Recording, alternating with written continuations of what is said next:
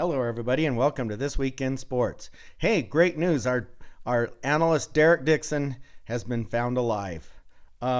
We all hope had been lost, and we thought he was dead in Africa.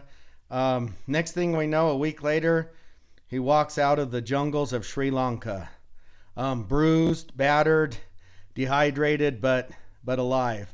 And what's more, he came back stateside with a great story. So take it away, Derek. Hey, Judd Kinetics and Big Game Endings. Whew. Well, I made it out of the sub-Saharan African desert, and I just about didn't make it.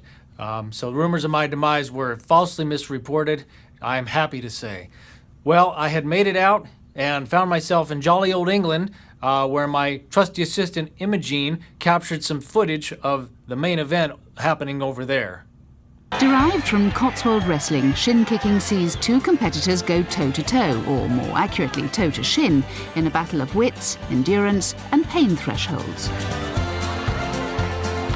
Out a best out of three, and participants may only kick their opponent on the front of the leg between ankle and knee. What you're doing is attempting to avoid being tripped, because the points are scored by being tripped. The kicking is a means to an end, if you like. You put your man off balance and then tripping. We insist on hay packing and no steel toe caps trainers. The rowdiness and thuggery associated with the event contributed to the Cotswold Olympics being banned for almost a century. In this year's competition, defending champion Zach Warren clinically disposes of James Spellman in the semi-finals to set up a clash with fans' favourite Jeremy Soper in the final.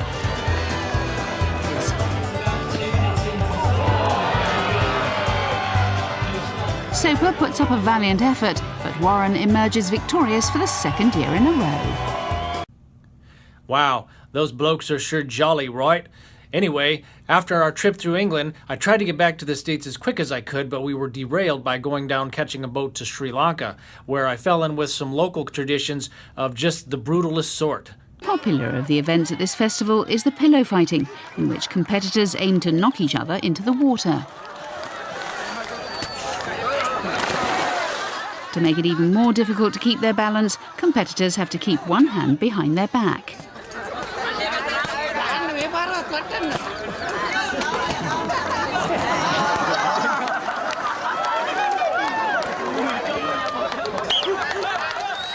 The final is between two local men.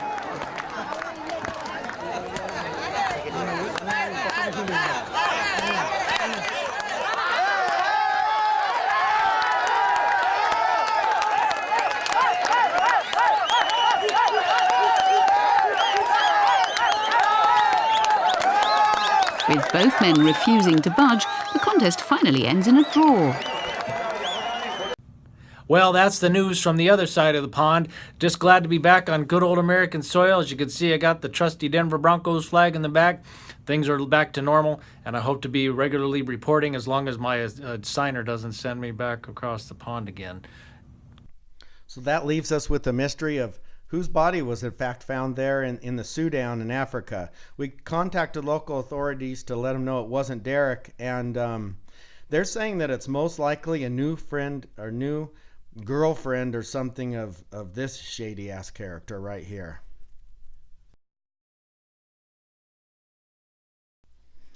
So thanks again, Derek, for the great story, and we're sure glad you're alive and well. Moving on to wrestling. As most of you know, my big event of the past week on my channel was the National Championship Wrestling Duel between OSU and Penn State. I did get some footage of the event, and it's been a really successful video. I'm not happy with the video. All I could get was no announcers, no scoreboard, weights 157 through 197, I think. I'm disappointed with the video, but it has been successful. I was disappointed with the duel. The coverage by Flow Wrestling was just terrible. It was on and off, didn't work, no announcers. Thankfully, somebody on Facebook put the coverage up that I do have, and apparently it's the only coverage on the internet. But like I said, I was disappointed with the duel. And I was thinking to myself, how could I make a story out of this? And you know what? I can make a story out of it, and a good one, in fact. So let's back the truck up here back to a local level, and let's begin the story there. It starts with this small town about 50 miles up the road that's known for producing wrestling legends. It's Paonia, Colorado. Now, as you can see, this is a small town. It's got less than 2,000 people for the population, but wrestling is king here. And everybody here in Western Colorado that follows wrestling knows a lot about this team. I believe they've won 4 or 5 2A state championships in the last 6 seasons. They've produced college Division I wrestlers. Jesse Reed was a 4-time state champion. It's a type of team, the Grand Junction Tigers, they're a 5A school, town 60,000 people, and they don't go up and wrestle those guys. Because let's face it, if a team like the Tigers, drawing from 1,000 students, goes up there to wrestle Paonia, they almost have less people in the town than they do in the high school, and then they hand them a defeat, 68-3. That's not a great way to start a season. That's not a confident booster. So most teams don't wrestle these guys. They go around the country looking for duels and big tournaments. It's that kind of wrestling team. Anyway. So you might ask yourself, what does this have to do with the Penn State OSU wrestling duel? Well, let me show you something here. Let's go to the Penn State wrestling roster. Right here we have it up. And we're going to scroll down here. Right here. There's Mr. Bo Pipher, Paonia, Colorado. Wrestling for what is unarguably the best wrestling team in the country. Penn State has won 5 of the last 6 national titles, I believe. They're probably going for their 6th out of 7 this year. And there he is on the team.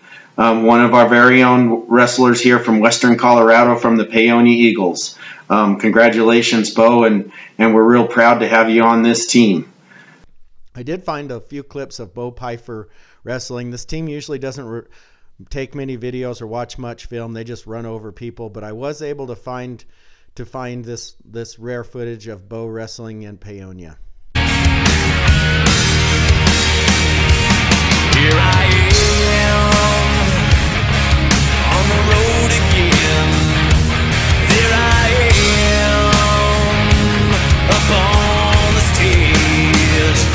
There I go,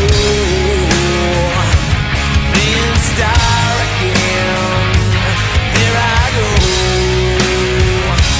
turn the page. And yeah, that pretty much does it for this week in sports. Next week, we're going to feature Andrew's first middle school wrestling tournament. It's going to be our lead story. We're going to see how he does tomorrow and at Gunnison. And yeah, thanks for watching This Week in Sports.